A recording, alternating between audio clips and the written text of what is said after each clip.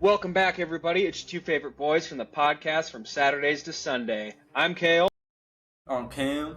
And just a little bit of a talking point for me. Congrats on your boy on getting married. It was an amazing wedding. He's now officially taken, so nobody, guys and girls, we'll try to get him. No one. He's taken, but it's a beautiful wedding. I absolutely had an amazing time. I'm so proud of both of you. You both are amazing, and I love you both. But now we're going to talk about college football. It's a college football episode, and we're back. We're back. No, it was a beautiful wedding. Super blessed. Just appreciate everyone that was there. You know, I mean, we've been off the pod for a couple weeks now, but yeah, it was crazy times. But now that all the planning is done, yeah, I think we're gonna get into a nice little groove going, and we're gonna kick it off real quick with a little blind ranking game for Kale. Yay! I love it. So what I have right here, 10 receivers. And we're thinking just college football, all right? Not what they did in the NFL, just what they did for college football. Okay. I'm going to give you them, and you're going to blind rank them from 1 to 10. Okay. And I'm keeping track on mine, all right? Well, I have notepads too, so hold on. I want to keep track of them too. Yeah, just do 1 through 10 real quick, and we're just going to... All right, give it to me. So it's like some are old, some are new, you know? Yeah. But we're going to start off with the first one, Tavon Austin. Where does he land? I fucking hate you right now. No, this is going to be tough. Honestly, I'm going to put him at 3. All right, 3. I feel like there's somebody better. All right, you got him down there. Yeah. Larry Fitzgerald. Dude, you are... I'm going to put him number 2. All right. That number 1 spot, a lot of guys can take it. Yeah. All right, we'll go Jerry Jeudy. 8. 8, okay. He was good, but I think there's other players that are better. Dede Westbrook. Didn't he win the Biletnikoff? He was amazing at Oklahoma. Yeah, I'm going to put him at 4. All right. You're going to really hate me for the rest of this list, probably. All right, we'll go Marquise Lee. He also was real good at USC. Yeah, I'm going to put him at 9. All right. Jackson Smith and Jigba. I don't like you right now. I'm not going to put him at 1. He's going to be my 5. All right. Justin Blackman. Insane 2-year stretch at Oklahoma State. He's my 6. He's your 6? Yeah. All right, Corey Davis. He was also amazing. Also a good one. Michigan. Yeah, 7. All right, 7. Yeah, you're not. So what do you have left? You have the 1 spot and the 10? Yeah. Oh, buddy. Michael Crabtree. Fuck! And then I good. Oh. Fine, I'll put him at 1. Ooh, all right. So your number 10 is Jamar Chase. Yeah, that. Fuck this game. That was tough. I had fun doing that though, getting a bunch of different types of receivers from. Go. Sorry, I didn't mean to cut you off. Yeah. Nah, that was fun, but it's a tough one, man, because you never know. So I like my 9. I had Marquise Lee at 9, Jerry Jeudy at 8, Corey Davis at 7, Justin Blackman 6, Jason 5, Dede Westbrook at 4. I liked all of that, but when it came to Jamar in the top 3, obviously I could do some changing on that. Anything, I'd probably put Jamar in front of Larry and just move the list down. Yeah. So I don't know. I think that was good. I think you did good for the order I gave it to you as well. Yeah. It's kind of mean with that. But obviously, with that game, we're talking receivers. Yeah. And I had a lot of fun ranking the receivers. Not going to lie, my top 5, very similar to a lot of top 5s out there. But my 6 through 10, way different. Well, that's good. There's a lot of interesting picks I have in here. But I'm going to do it a little differently today. We're actually going to start with the top 10. And we're going to start with number 1 because everyone knows who it is. Jeremiah Smith. Oh, yeah. It's easy peasy. Self-explanatory. I mean, not much explanation needed with this. Obviously, he hasn't won the Biletnikoff or anything in the last 2 years, but he's still a freak athlete. He's the number 1 receiver off the board when he goes to it could have been any draft. You know, if you're allowed to go as a freshman, probably would have been the number 1 receiver off the board. Oh, he would have been number 1. Dunzo. He's number one. Number two, and this is where I might be buying into a little bit of the hype, but I don't care. The talent's Cam Coleman is Cam Coleman. The talent's always been there. I know there's arguments like, oh, you should be able to play with any quarterback. But with some of the quarterbacks he's been playing with at Auburn and also the style of offense Auburn is running, I just don't think they've used him right. So he's my number two. I think Arch is going to unlock what a lot of people know is there. And I get huge George Pickens vibes from him, from his style of play. You know, the big body contested catches. And, you know, like the attitude, maybe not, but like from the style of game. And then also the stats, because his stats aren't really there. That's how George Pickens was his whole Georgia career. Dealt with injuries, especially his last year. But even then, you know, 700, 800 yards, nothing that jumps off the board is like, oh my God, this is a crazy receiver stat-wise. But I think if you look at the talent, pretty comparable. Yeah. So, Cam Coleman is my number two. Number three, Malachi Toney. And he's a young. Oh, yeah, I was like, Miami, okay, yeah. Yeah, I have him at number three. I mean, again, like some of the games a little bit down the stretch, he didn't have like crazy numbers. A little bit rough versus A&M, but that was a rough offensive game around the board. And Ohio State, but again, that was like 13-10 final. That was a rough one. But 122 and 1 touchdown in the Natty. The quickness, the yak, the route running, it's all there. And again, true freshman. Like this dude's just going to get better. So I'm buying in early. That's why he's my number three. He's going to be really good. He's gonna be really good, so I'm really excited for him. I think, yeah, he's my clear-cut number three. Oh, yeah.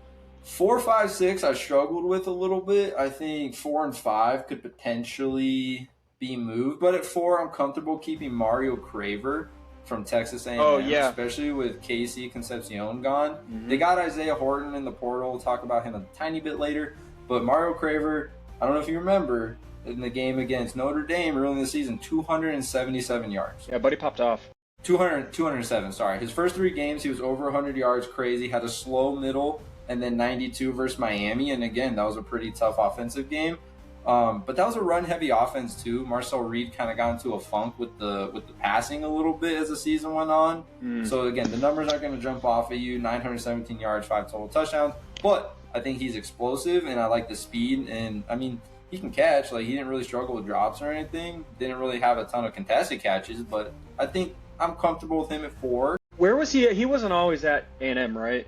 He was at Missouri or Mississippi State. It was Mississippi State. It was Mississippi State. Yeah, he transferred in from there. So again, you know, first year in the offense, I think he did really good. He was honestly, I would say, pretty similar game style to Casey Concepcion. They had pretty similar stats too.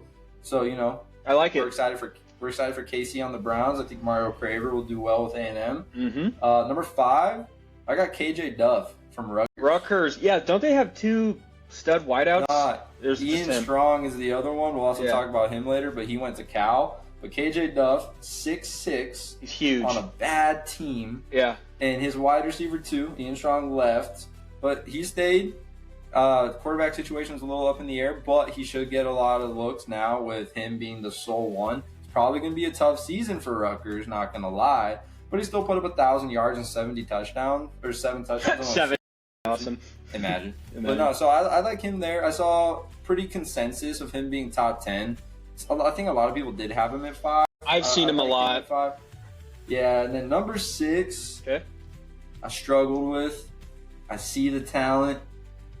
I don't know because it's Deuce Robinson from Florida State, another 6'6" monster. Yeah, I see the talent. He also has, funny enough, been having like pretty much wide receivers throwing him the ball. You know, he's going from Thomas Castellanos to who else is? He has someone else that's like just an athlete, not really. It might be Robbie Ashford that's starting for them. I think it might be him. Yeah, so like that's tough. That's a tough draw. He's not the fastest, He's but big. His spectacular contested catch ability is amazing. It's kind of like Tedero and McMillan, but not as good with the speed, because I still think T-Mac has a little bit more speed than him. I think he can absolutely be a top 10 receiver, especially if you're looking at Florida State. Probably not going to have the craziest run game. Probably going to be down in some games, throwing the ball a lot. And, you know, he still had 1,000 yards, 6 touchdowns on only 56 receptions. So, not like, bad. the production's there. It's like kind of like, fuck it, Deuce is down there somewhere. Let me just throw it up. Throw the ball to Deuce. Deuce is loose. Yeah. So, I'm okay with it. I'm okay with him being top 10. 6, maybe not. But my 7 I really like, and I've not seen this guy ranked in any top 10s that I've seen. That's Isaiah Sategna from Oklahoma. I've heard of him, yeah. He's a baller. I mean, 965 yards, 8 touchdowns. But his biggest and best games were against Ole Miss and LSU. Shit, Those so are good defenses to have your best games against. I really, same and the thing with Mateer. Mateer wasn't really the best passer, and this dude was still like explosive. Like Mateer's deep ball leaves a lot to be desired, but Isaiah Sategna was just open. Like, the dude just gets open, and he's fast. He's going to be, I think, a fifth-year senior next year. Damn, yeah. So, he's got that experience, but I think he could break out. I think he's a very good candidate for breaking out, especially another offseason with Mateer, just building the connection a little bit more. Oh, yeah. I like him. I'm confident in this guy being in the conversation as a top 10 receiver by the end of this season. And then number 8, I feel like I had to. I felt like my hand was forced to put in this guy here. Yeah. And it's Charlie Becker from Indiana. Yeah. Honestly, that he's been in a lot of the top 10s that I've seen also, and I like it. White boy.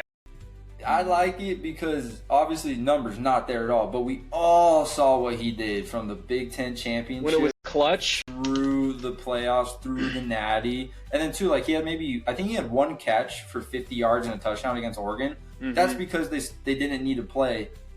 Like they was just run after that, and then they started taking their starters out after that because they just steamrolled Oregon out the gate. But we saw what he did, and also most of this too was as a wide receiver 4. Crazy, yeah. Even EJ Williams, he went as an undrafted free agent. He was technically their wide receiver 3. Obviously, Omar Cooper, Elijah Surratt. Like he did all this with these guys ahead of him. They're all gone. Now he's the number 1. They did get Nick Marsh. I think Charlie. We'll also talk about, and because I really like him, but he's still wide receiver 1, wide receiver 2 instead of wide receiver 4. Yeah. And Josh Hoover is a gunslinger. Like he might turn the ball over a little bit too much, but it's because he's passing so much. Yeah. So I think Charlie Becker's numbers are going to explode. 100%. I like it. So that's my number 8. Yep. Number 9, I got another white boy. Bye. Cooper Marcotte. Yep. Love it. Either one. 1,100 yards, 7 touchdowns. He's following his boy to Miami. He's joining up alongside with Tony. So you could argue that's going to take away maybe some of his numbers. I don't think so. I think this dude could absolutely still be a top 10 player next year. I mean, he's made the jump. He came from the Ivy League FCS, then he came to Duke. He balled out. Duke they won the ACC championship. Yeah, no Whether kidding. you agree with them making it or not, Doesn't matter. They won it. They won it. And again, he's following his boy. They had an insane connection last year. It might take a little bit of time for Mensa to get going with some of the other receivers. I think Cooper's going to be his reliable guy just out the gate. So I like him at number 9. Yeah, I'm cool with it. I love it. Number 10. Okay. This is my safe bet. Okay. This is my absolutely safe bet. Chris Henry Jr. I think by the end of the year he'll be top 10. Hold on. Whoa. I'm throwing him in there. No one else is. I get it. Haven't even played a down of college football. Hyping up a freshman. But if you go watch the spring game, or if you watch their spring scrimmages in practice, he has been him and Sam are already connecting. Yeah. They're already connecting. And we've already seen it. How many times have we seen it where the wide receiver 2 or 3 on Ohio State starts popping up? Even Jeremiah Smith, he wasn't a day 1 wide receiver 1 for them. 3, yeah. Yeah. So I think it's a safe bet to put Chris Henry here. Obviously, Brandon Inniss needs to be mentioned, and I think he'll be good and serviceable. But when it comes to it, I can see Smith on the outside moving into the slot, Henry on the other side. And Inniss and Smith is taking all those looks. They're going to forget about this beast over here. And I think he can have an amazing freshman season. Who has like the same qualities and traits as Jeremiah? I don't think he's as big, but he's still like lengthy and like a T-Mac-y type of. He's not as muscular, but I think he's fast. Like, for his size, like he's fast. He can do the contested catching.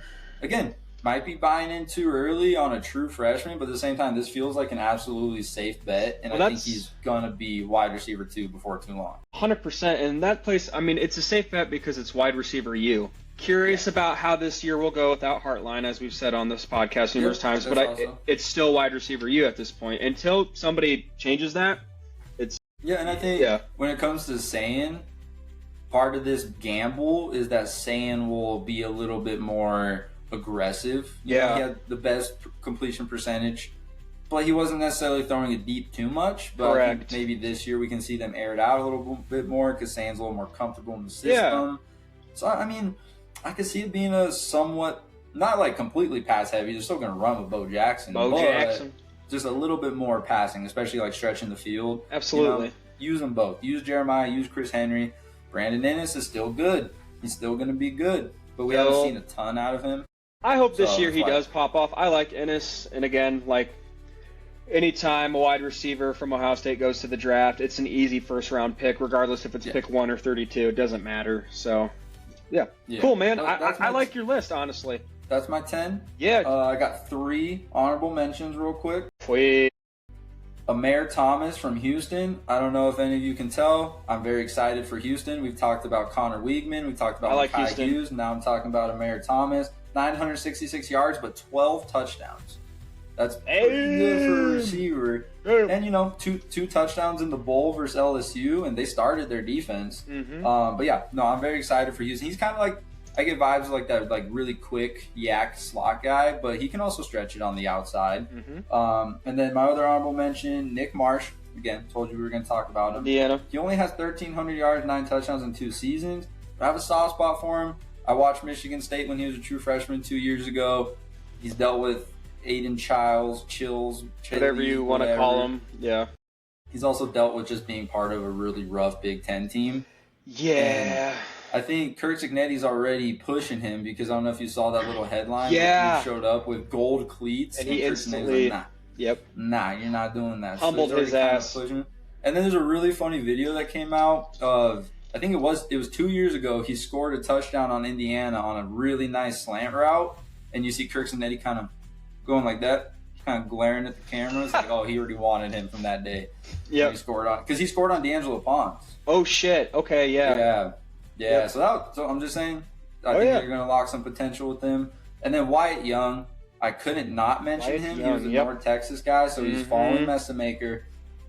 1,200 yards and 10 touchdowns. Kind of quietly did it. Again, really tough or soft schedule, but Big 12, not necessarily the craziest schedule, and I think he'll still eat stat-wise. Yeah. So I can see him. I can see us talking about him. I can see him being top 10 in receiving yards. Maybe not top 10 receiver count-wise, but I think he'll be up there in receiving yards again. So I had to put him as an honorable mention. And that's that for that. I got a couple more categories. I'll let you decide what you want to hear next. Do you want to hear about the guys where the talent's there, but something's not clicking? Or do you want to hear about the could be great if healthy? First one. All right. Fine. Ryan Coleman Williams. Yep, that's fair. I like it. The talent is there, but it's not clicking. Yeah. And looking into it, we obviously knew what he did against Georgia, but last year, drops, we're not going to really talk about that. Everyone knows about that. Even some drops freshman year. Only one game last year over 100 yards. Only 3 games in his career over 100 yards. Damn. But to his defense, he's now going into his 3rd year with his 3rd different quarterback. Yep. You know, like he obviously had a better connection with Jalen Milroe. Minus the drops and Ty Simpson, it just didn't seem like the connection was there. Kind of got some vibes of like trying to force feed him. Because like a lot of the drops too came like in tight coverage. Yeah. You know, like yes, his hands were on it. But also, too, there had to have been someone else open. So I will give him some credit there. Again, we know the talent's there. We've seen it. Specifically the Georgia game. I don't want to call him a one-hit wonder because he also did well in that Vandy game that you guys lost 2 years ago. It's there, you know? Like I think he'll be better. I don't know. The second year, I mean, when we were arguing 2 years ago about the Jeremiah Smith and Ryan Williams, obviously Jeremiah Smith has taken that fully and ran with it. And then Ryan Williams is obviously, I have a little bit of a bias, but he needs to do better. Like last year, he was not Ryan Coleman Williams as the one we know from freshman year. So I hope he pops off. I really do, selfishly and because I like him. No, so. I do too. I mean, he was like the star of college football for 3 weeks, and that was like felt short-lived. I think it was better when he when he was like, the confidence was high. Again, it was the yips. Like everyone gets it. It happens even at the NFL. It happens. Yeah. So I still got hope for him. Yeah. I got 2 more guys on here. Yep. Ryan Wingo. Yeah, from Everyone's Texas. putting him in the top 10. No. I didn't feel comfortable I'm putting not. him in the top 10 yet. He has great speed. He was part of the drop problem, though, that Arch Manning had. Yeah. It was him, Parker Livingstone, their tight end. Like, they had some drop issues. I think that's what led to some of us thinking Arch Manning wasn't living up to expectations. His receivers weren't really helping him, but the talent's there. There's been movement. Cam Coleman might be able to take some pressure off of it. Absolutely. So he could kind of explode. I do get, like, Matthew Golden vibes. Like, he'll maybe pop off for, like, a really nice 30-yard catch every now and then. Yeah. So that's why I didn't put him in the top 10. I like know. it, honestly. I like Wingo, but to your point, too, I was also thinking the same thing. Like, I haven't really heard about him as, like, this problem on the field. And maybe this year he'll prove me wrong, but, like, yeah, to your I hope point. so. Yeah, I hope same. anyone on this list proves me wrong, Absolutely. to be honest. Absolutely. And then Jace Brown from Kansas State to LSU. Oh, yeah. Know I have a very big soft spot for him. I really like, he's that home run hitter. Mhm. Like, he's that quick speed. He's also super drippy. Like, this dude's got drip on Got the that field. and drip, that might be baby. the reason I'm a little biased. But Mm-hmm. great deep threat. Avery Johnson, we still think has hope. We still think he's okay. Love Or it. I do. I do. But I even do, that- too. The deep ball wasn't necessarily part of his skill set for Yeah. Avery Johnson, and I think Jace Brown is a true deep threat receiver. So, with Levitt and LSU. But funny enough, we're going to talk about like 5 different receivers that have transferred to LSU. It's a lot, dude. They've gotten so many receivers. but I Even still think Jace Illinois, Brown, Malik Elsley Yeah. went to LSU. Or I however think you... Jace Brown will still stand out though. So that's why I have him on, the talent is there. Mhm. And then moving on. Yeah, moving on. Great if healthy. Most of these don't really need an explanation, like Evan Stewart. Oh, If yeah. He's only played 1 full season out of 4 seasons he's been in college football. Jesus. And that was his freshman season, I believe, at Texas At A&M. A&M, where, yeah. Not the craziest stats, but we all saw a true freshman kind of carving up SEC defenses. Yeah? It's there, dude. And then in the spring game for Oregon this year, he did have a 70-yard bomb, but he was also wearing a medical jersey still, kind of like the quarterbacks, like don't hit him. Yeah. So we'll see. I mean, Oregon, they pass the ball around too much, so I don't think he's necessarily going to jump off the board stat-wise, but for his size, I think he has great contested catchability. Mhm. So if a full, healthy season is there for him, I think he's great. I think he works his way up into maybe like round 3 of the draft next year. Like, I think there's hope for him. Or maybe the first And round. then, maybe. And then Bryant Wesco, Yeah. Clemson. Yeah. He only played 7 games last year, and in those 7 games, he had 530 yards and 6 touchdowns. 3 games over 100, 2 touchdown games.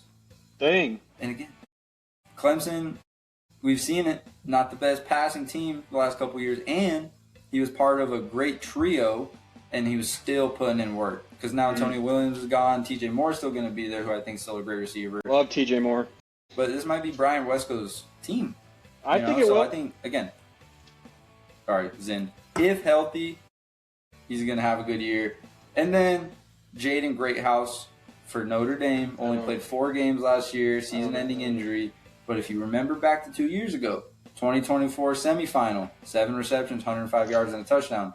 In the Natty, 6 receptions, 128 yards, and 2 touchdowns. Dang. Dude is good. Dude is good when Dude is he's good. healthy. For sure. He is good when he's healthy. Obviously, they kind of got an influx of transfer receivers, which, again, talk about later. Yeah. He's the wide receiver 1. He's been there the longest. Been there, He's the done most that. experienced. I think he could have a great year. Yeah, And, man. I mean, come on, Greathouse is a good name. That's a wide receiver name. That's a name people will remember from the uniqueness. Yes. So I like him there. And then, Love and Price are gone, so maybe they don't go as heavy in the run game. I mean, even with Price there, like, he was a great receiving back, so was Love. So Wait. a lot of the times they were throwing the balls to them, too. You also have in that room Mylan Graham and Otto Porter, right? From the Ohio State. Porter. Quincy Porter, the 2 transfers from Ohio State to Notre Dame. Yeah, and we're going to mention them later in, like, a quick little category, I guess, but He's still them. He's still the wide receiver 1. He has the most rapport with Freeman. He has the most rapport with CJ Carr. So I still like him as a possibility. Yeah. And then real quick, we're going to hit on some youngins Youngins. that are poised to break out. DeCorian Moore. Absolutely. I got him number 1. Might be a little biased towards him. Again, not the craziest stats. I believe he only played 7 full games, though. Oh. He suited up for 10, but I'm pretty sure 2 at least were not full games, and then 1 was maybe a half. Mm-hmm. But I still like him there. He kind of got shut down against Indiana, not going to lie. But the whole Oregon team got shut down against Indiana. Well, not only that, freshman, still learning, still young. He's going to pop off. Exactly. Easy But peasy. he's explosive, so I like him there. Also have Dallas Wilson, only 4 games last year. Mm-hmm. And if you remember against Texas, 111 yards, 2 touchdowns. He's good. Oh, he's good. I like Hopefully Dallas they figure Wilson. out the quarterback situation because I really like him. I think he's got a bright future. And he'll be a redshirt freshman.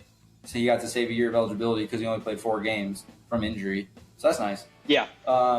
Andrew Marsh, another freshman, this time from Michigan. Yeah. The dude put up 650 and 5 touchdowns with Bryce Underwood throwing to him. Surprisingly, I really like this pick. I don't like Michigan, but I really like Andrew Marsh. I really like Andrew Marsh. And we just need Underwood to figure it out just a tiny bit. Just a tiny bit. He's a good, easy peasy, just a little bit. he had flashes, but I like Andrew That Ohio Marsh. I State think game was Ohio- terrible for Bryce Underwood. He played like dog shit. So Yeah. So, but again, still putting up almost 700 yards and 6 touchdowns with that passing game, with what that was like last year. yeah, That's good. yeah. Mylan Graham, Quincy Porter, they could pop off. They could be youngins that pop off. Mm-hmm. Jermaine Bishop Jr., not a name a lot of people might know. Okay. He's a true freshman for Texas. Dude's been getting a lot of hype from the camp. Yeah, A lot star. of hype. He was a 5-star, number 13 in the country. Whoa! Wow. He's been getting a lot of hype. Yeah. He was listed as an athlete, so I think running back, receiver, and safety, but he's been mostly receiver since he's been there. Okay. He's a little undersized, okay. like he was 160 pounds coming in, but he doesn't look 160 pounds. Dude looks built. Okay. So he might be someone to watch out for. And then another true freshman, TK Keys, was actually the number 1 receiver over Chris Henry. TKTs. He's at Tennessee. Okay.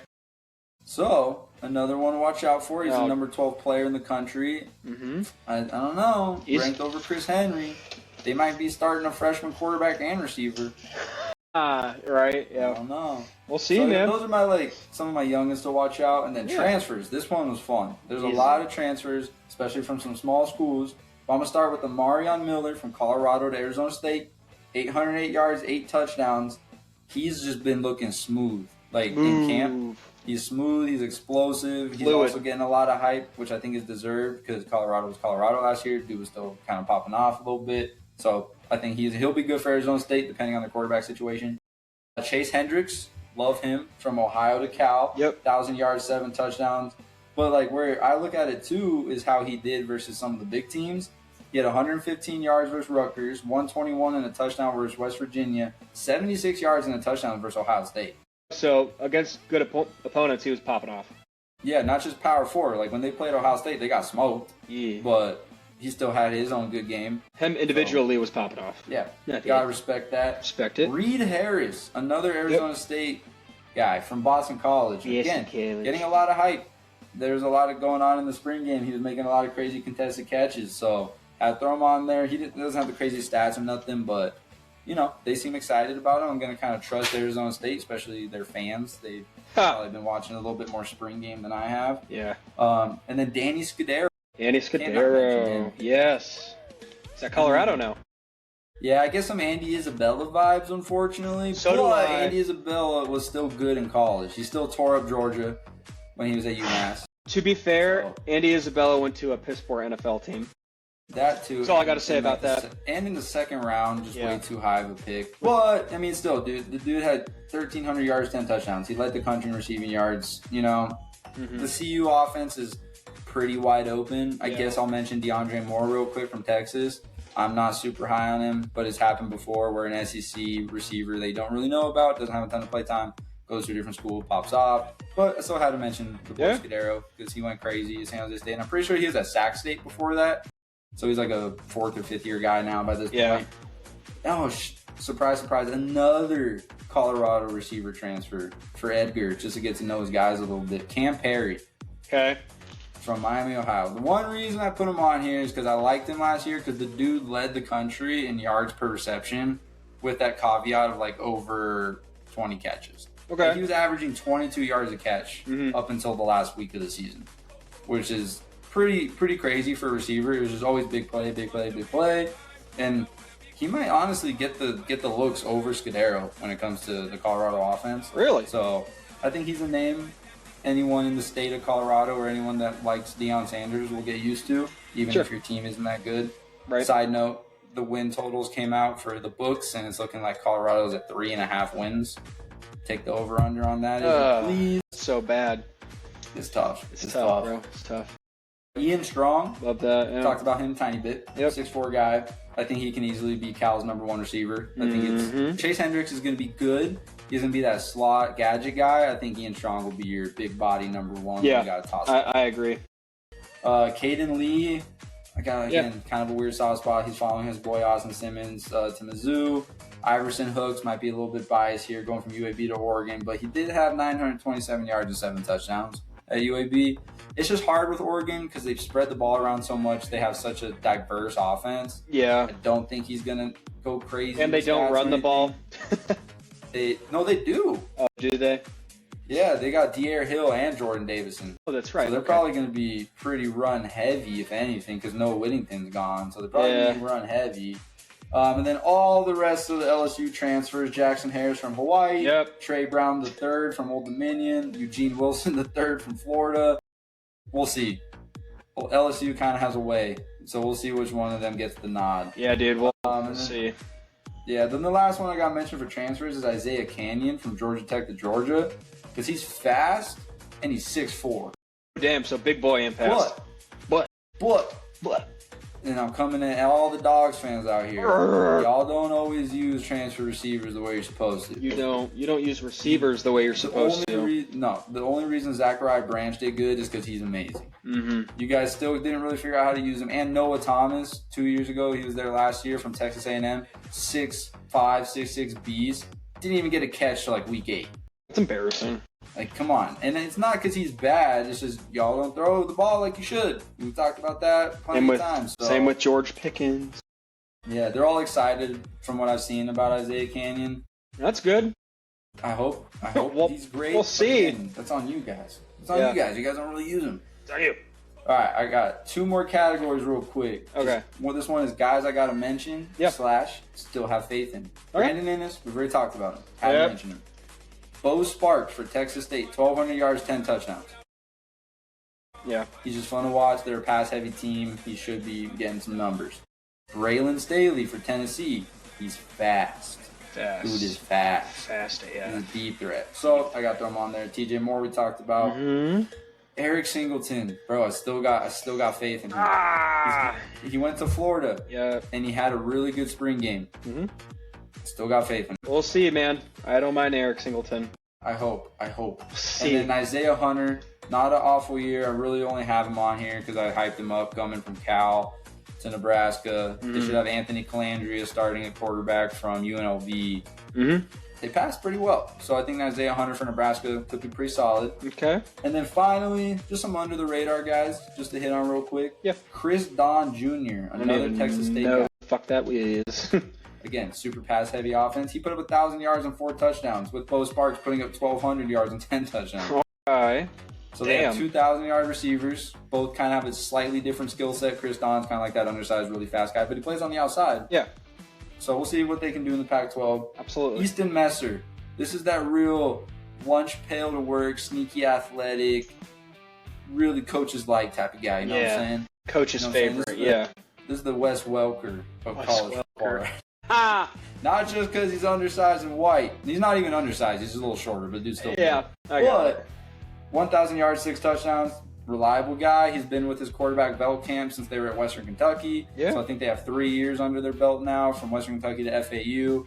So not bad. Had throw him on there. Yannick Smith. He's a big body playmaker from East Carolina going to SMU. They kind of lack that, in a way. Like, they have a lot of speed. SMU's been speed. Yeah. But they haven't had that big body in a while. So maybe if they use him the right way, he can be a force on the outside. Trey Richardson also should get some love. He's going from Vandy to Louisville. He's just a deep threat, He's a deep threat. Louisville's kind of got some hype coming out of the offseason. Yep. Cam Vaughn. I'd see, because Isaiah Horton was okay in Miami, He's at Texas. He went to Bama and Texas A&M. I get Yeah. kind of the same vibes. Cam Vaughn. But he was really fun to watch at Jacksonville State 2 years ago, and then he just kind of had an off year at West Virginia. But again, that whole team kind of had an off year. Yeah. So I do like Cam Vaughn in Miami. I think he's a great option for Mensa. And dude, that's turning into one of the best trios. Really? Honestly, Malachi Tony, Cooper Barcade, and now Cam Vaughn. Oh shit. Okay. Be a nice little trio. Mm-hmm. Trell Harris going from Virginia to Oklahoma, 800 yards, 5 touchdowns. Nick McMillan. Going from Buffalo to Kansas. Sheesh. I think he's already a starter, but the dude had 981 yards. Only 3 touchdowns, but 981 yards. I liked him. And so the reason I liked him at Buffalo, again, just that small little soft spot is what Buffalo does is every week they award the number 41. It has special meaning to them, the jersey. And I swear Nick McMillan got that shit like 5 times in 2 years. That's awesome. It's basically like the team MVP, Yeah. the guy that won practice. Yeah. You know, and so he's a competitor. Buffalo had an okay season last year. Mm-hmm. He's a big part of it. He's a big. And then finally, another Mac guy, Cade Wolford, Okay. from Kent State to Cincinnati. Dude. He's a little Swiss Army knife. Yeah. You know, I get the vibes I get from him is the vibes I get from like a scat back for Navy or Army. You know, like the little slot can be running back. Yeah. Can move around. Not like, bad. the first couple weeks, dude was balling for Kent State. That's awesome. And I Love it. remember it because I watched too many Kent State games last year, and he wore number 21, but he was receiver, so I was like, I gotta remember that guy. Yep. And now he's at Cincinnati. Left your mark. So that's my receivers. That was Nice. a ton of fun. I liked it. I honestly, again, I'm learning as we go, and I'm starting to get better at my college football stuff. But honestly, I like your list. I don't really have anything to be argumentative about or move. So you did a good job. The only one that, like, again, I have a soft spot for Ryan Williams. I told you that. It's Yeah. fine, easy peasy. The one that I really liked was your Chris Henry take. I'm glad you brought up Charlie Becker too and Cooper Barcate. Honestly, I like it all. I don't have any talking points, so you're good. In receiver, there's so many receivers that I probably have missed so many too. Same Even with though me we in the just NFL. Yeah, we mean, just you- went over at least 50 guys, and Yeah. I'll probably still miss some guys because there's just so many. There's going to be new ones that pop off, new names. Yep. Maybe a transfer from D2 that I didn't know about. Yep. So I like the list. Receivers kind of like my favorite position, obviously. Like when we were doing our just chilling before the wedding, one of our other buddies, Hunter, tested me, and I got 97 out of 98. Damn. Like NFL wide receivers where they went to college. Yeah. I got the weird lock in with that. Yeah. Other than that, there is only one other thing that we've missed out on that we should probably talk about based on college, and that's Brendan Sorsby, Yeah. the whole situation there, because now he's in the supplemental draft. Yes, he is. So he's not going back to Texas Tech. I honestly think that's a great move from him. He's kind of saving the program by doing that. I do. So I think that's a classy move. Like he could have easily stayed, still made NIL money, still balled out for Texas Tech, and it would have been better for him because he probably would have gone into a better round next Yeah. draft. So I think this is a classy move by him to just not, like obviously everyone's attacking Tech because of me. I'm going to back out. Yep. I'm going to go to the supplemental draft. Whatever happens, happens. And then now there's shit coming out about his agent Yeah. saying Cincinnati knew about the betting for 2 straight years. Well, damn. Decided not to say anything. So Honestly, he made the right move. We'll see where he goes. I heard some whispers about, because like it's supplemental, so you pick and choose like the picks you give out, and like one of the top teams was surprisingly my team, the Dallas Cowboys, and I was like, yeah. I'm okay with that if you let him like sit for 3 years. Yeah, Like, just kind of. He's not a bad quarterback. No, he's not. I like Brandon Sorsby. I mean, the Steelers were also reportedly looking into him. The Cardinals, And again, I saw. So we're calling it a full-blown addiction. The dude Yeah. has a problem. Mhm. But where was all this talk when Kayshon Boutte was coming out of LSU? Because that dude bet like at least $100,000 while he was at LSU. Jesus Christ. I don't know. He just entered the draft when it all came out, so there's nothing that could be done in terms of Yeah. punishment because the dude was betting on himself. See, that's like his illegal. Like, that's the worst thing he you was could betting do. on his over unders and shit. Yep. And no one talks about it. See, picking and So- choosing. So. We just got to be consistent. Yep. Everyone's got to be consistent. I do think it is kind of scary that a public judge could overrule the NCAA. That's the only reason he was allowed to keep playing. Oh, that's not okay. Yeah. Yeah, so that part's a little scary for the Yeah. future. Like, if this happens again, they're going to use Sorsby Yeah, they're gonna as use an it. example. Yep.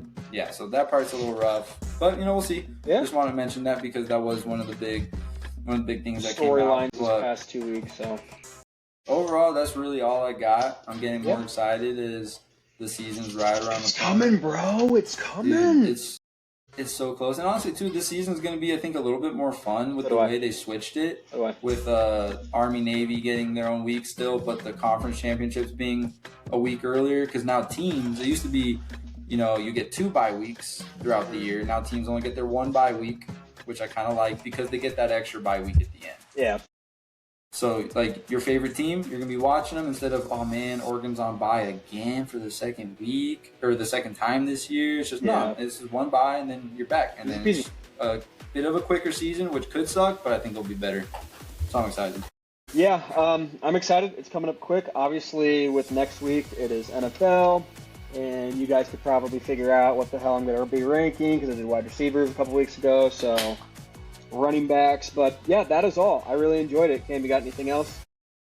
No, that's it. We'll be together next week. We'll figure out how to do the camera with us I'm in the back. same room. Yep, it'll be easy. We'll figure it out. So, all right. Well, that is all from the Two Favorite Boys from the podcast from Saturdays to Sunday. We'll see y'all next week together. Bye, guys. I'm in love with your body. Last night with the shape of you. We push and pull like a magnet. Although my heart is falling too.